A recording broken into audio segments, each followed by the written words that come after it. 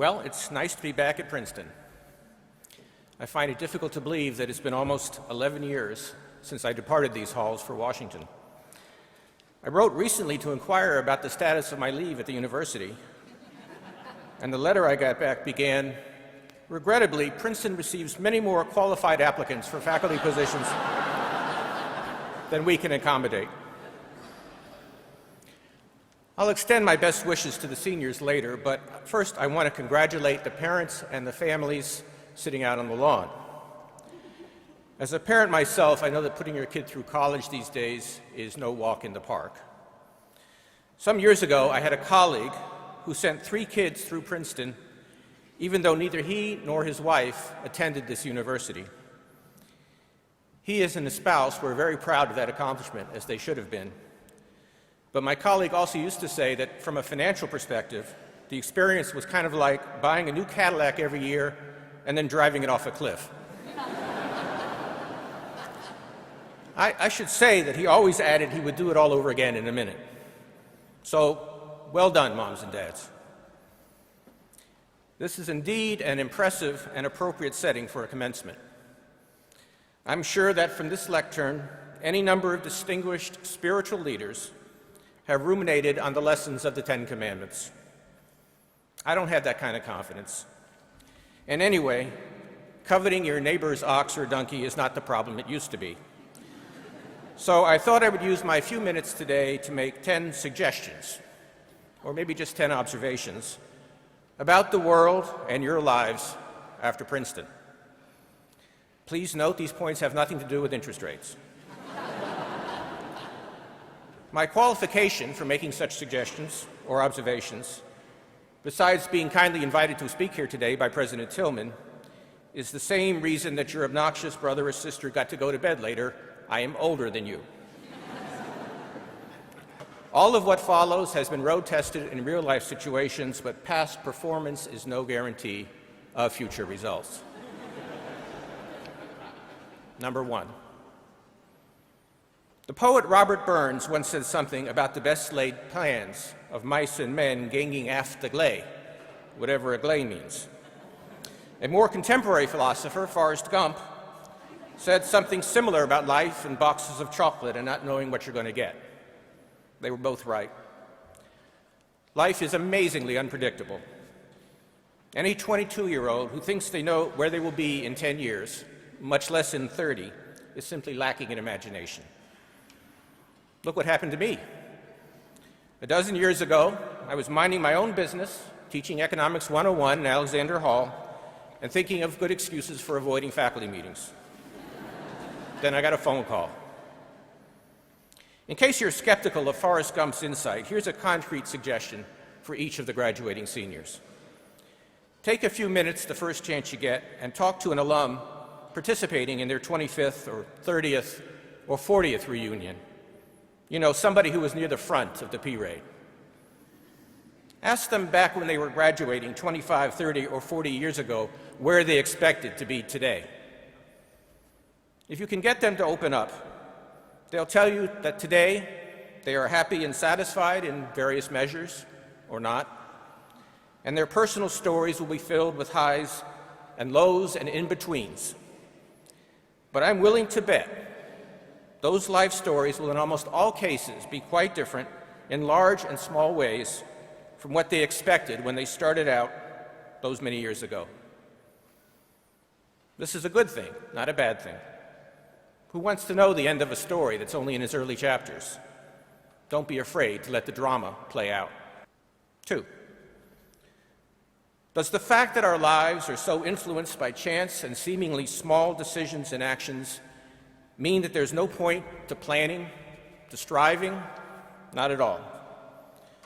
Whatever life may have in store for you, each of you has a grand lifelong project, and that is the development of yourself as a human being. Your family and your friends and your time at Princeton have given you a good start. What will you do with it? Will you keep learning and thinking hard and critically about the most important questions? Will you become an emotionally stronger person, more generous, more loving, more ethical? Will you involve yourself actively and constructively in the world? Many things will happen in your lives, pleasant and not so pleasant, but paraphrasing a Woodrow Wilson School adage from the time I was here, wherever you go, there you are. If you are not happy with yourself, even the loftiest achievement is not going to bring you much satisfaction. 3.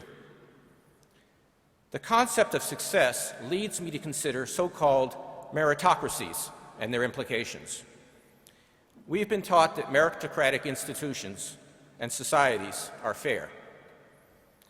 Putting aside the reality that no system, including our own, is really entirely meritocratic, meritocracies may be fairer and more efficient than some alternatives. But are they fair in an absolute sense? Think about it. A meritocracy is a system in which the people who are the luckiest in their health and genetic endowment, luckiest in terms of family support, encouragement, and probably income, luckiest in their educational and career opportunities, and luckiest in so many other ways difficult to enumerate, those are the folks who reap the largest rewards. The only way for even a putative meritocracy to hope to pass ethical muster, to be considered fair, is if those who are the luckiest in all of those respects also have the greatest responsibility to work hard, to contribute to the betterment of the world, and to share their luck with others. As the Gospel of Luke says, and I'm sure my rabbi will forgive me for quoting the New Testament in a good cause, from everyone to whom much has been given, much will be required, and from the one to whom much has been entrusted, even more will be demanded. It's kind of like grading on the curve. 4. Who is worthy of admiration? The admonition from Luke, which is shared by most ethical and philosophical traditions, by the way, helps with this question as well. Those most worthy of admiration are those who have made the best use of their advantages or alternatively coped most courageously with their adversities. I think most of us would agree that people who have, say, little formal schooling but labor honestly and diligently to help feed, clothe, and educate their families are deserving of greater respect and help, if necessary, than many people who are superficially more successful. And they're also more fun to have a beer with. That's all that I know about sociology. 5. Since I've covered what I know about sociology, I might as well say something about political science as well. In regard to politics, I've always liked Lily Tomlin's line, in paraphrase, "I try to be cynical, but I just can't keep up." We all feel that way sometimes. Actually, having been in Washington now for almost 11 years, as I mentioned, I feel that way quite a bit. Ultimately, though, cynicism is a poor substitute for critical thought and constructive action. Sure, interests and money and ideology all matter, as you learned in political science. But my experience is that most of our politicians and policymakers are trying to do the right thing according to their own views and consciences most of the time.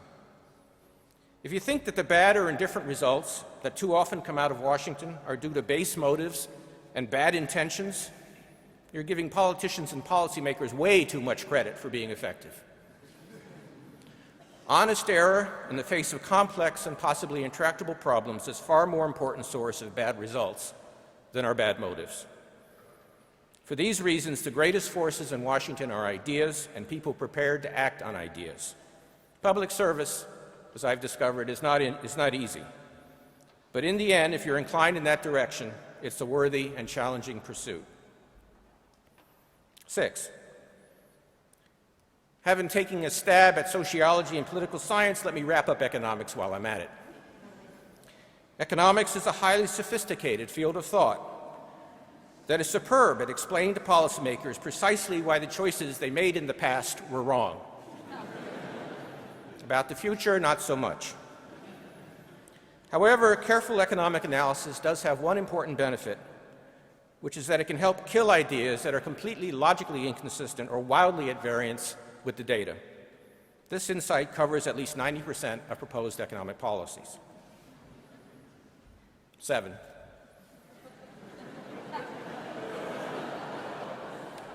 I'm not going to tell you that money doesn't matter, because you wouldn't believe me anyway. In fact, for too many people around the world, money is literally a life or death proposition. But if you're part of the lucky minority with the ability to choose, remember that money is a means and not an end. A career decision based only on money and not on love of the work or desire to make a difference is a recipe for unhappiness. 8. Nobody likes to fail, but failure is an essential part of life and of learning. If your uniform isn't dirty, you haven't been in the game. 9. I spoke earlier about definitions of personal success in an unpredictable world. I hope that as you develop your own definition of success, as you will be able to do so, I hope that you'll be able to do it with a close companion on your journey. In making that choice, remember that physical beauty is evolution's way of assuring us that the other person doesn't have too many intestinal parasites. Now, don't get me wrong. I am all for beauty, romance, and sexual attraction. Where would Hollywood and Madison Avenue be without them? But while important, those are not the only things to look for in a partner. The two of you will have a long trip together, I hope, and you'll need each other's support and sympathy more times than you can count. Speaking as somebody who's been happily married for 35 years, I can't imagine any choice as consequential for a lifelong journey than a choice of traveling companion.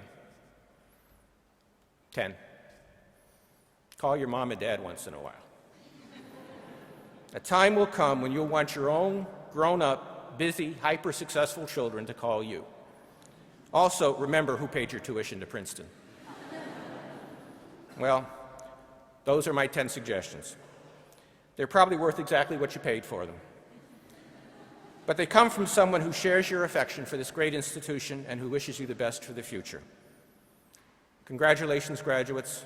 Give them hell.